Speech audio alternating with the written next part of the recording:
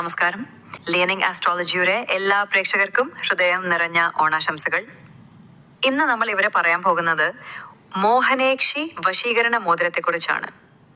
നമ്മുടെ കൂടെ ഇന്ന് ഈ വേളയിൽ പങ്കെടുക്കുന്നത് ജിഷ്ണു കാളിദാസൻ അവർകളാണ്. നമസ്കാരം സർ. വളരെ സന്തോഷത്തോടെ സാറിനെ സ്വാഗതം ചെയ്യുന്നു. അതോടൊപ്പം ഹൃദയം നിറഞ്ഞ ഓണാശംസകളും നേരുന്നു. നമസ്കാരം, ഏവർക്കും ഓണാശംസകൾ. സർ, ആദ്യമായി എനിക്ക് സാറിനോട് ചോദിക്കാനുള്ളത്, എന്താണ് സർ ഈ മോഹിനിയാക്ഷി വശീകരണ മോതിരം? ഇതെന്തിനാണ് ഉപയോഗിക്കുന്നത്? താങ്കൾ ചോദിച്ചത് വളരെ നല്ലൊരു ചോദ്യമാണ്. മാത്രമല്ല, ഒരുപാട് പേര് അറിയാൻ ആഗ്രഹിക്കുന്ന ഒരു ചോദ്യം കൂടിയാണ് മോതിരം ആർക്കാണ് ഉപകാരപ്പെടുന്നതെന്ന്. അത് ഞാൻ വ്യക്തമാക്കി തരാം. മോഹിനിയാക്ഷി വശീകരണ മോതിരം ധരിച്ചാലുള്ള പ്രധാനമായിട്ടുള്ള ഒരു ഗുണം, ആദ്യം തന്നെ നമ്മുടെ ശരീരത്തിനാണ് ഇതുകൊണ്ട് ഏറ്റവും പ്രയോജനം ഉണ്ടാകുന്നത്. ഉദാഹരണം, മോഹിനിയാക്ഷി വശീകരണ മോതിരം ധരിച്ചു കഴിഞ്ഞാൽ ആ വ്യക്തി കാമദേവനെ പോലെ സുന്ദരനും അതിനോടൊപ്പം തന്നെ മോഹിനിയാക്ഷിയെ പോലെ ആകർഷണമുള്ള കണ്ണുകൾ ഉള്ളവനുമായി മാറും എന്നാണ് പറയപ്പെടുന്നത്.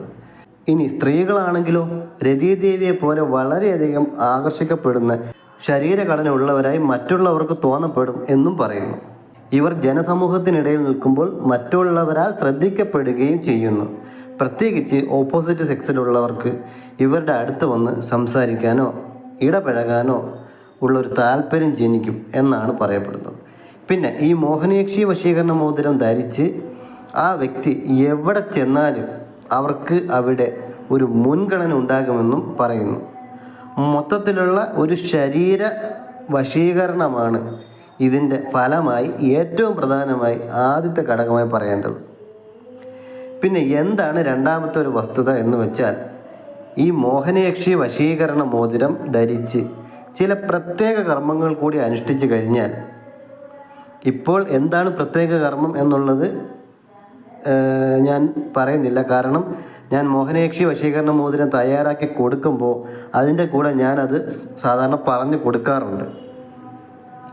അങ്ങനെ അതിൻ പ്രകാരം ആ കർമ്മങ്ങൾ കൂടി അനുഷ്ഠിച്ചു കഴിഞ്ഞാൽ ആ വ്യക്തി തന്നെ വിട്ടുപോയവരെ അല്ലെങ്കിൽ തനിക്കിഷ്ടമുള്ളവരെ തൻ്റെ ഇഷ്ടപ്രകാരം അരികിലേക്ക് കൊണ്ടുവരാൻ മോഹിനിയാക്ഷി വശീകരണ മോതിരം അവരെ സഹായിക്കുന്നു എന്നുള്ളതൊരു പ്രധാന കാരണമായിട്ട് എടുത്തു പറയാം.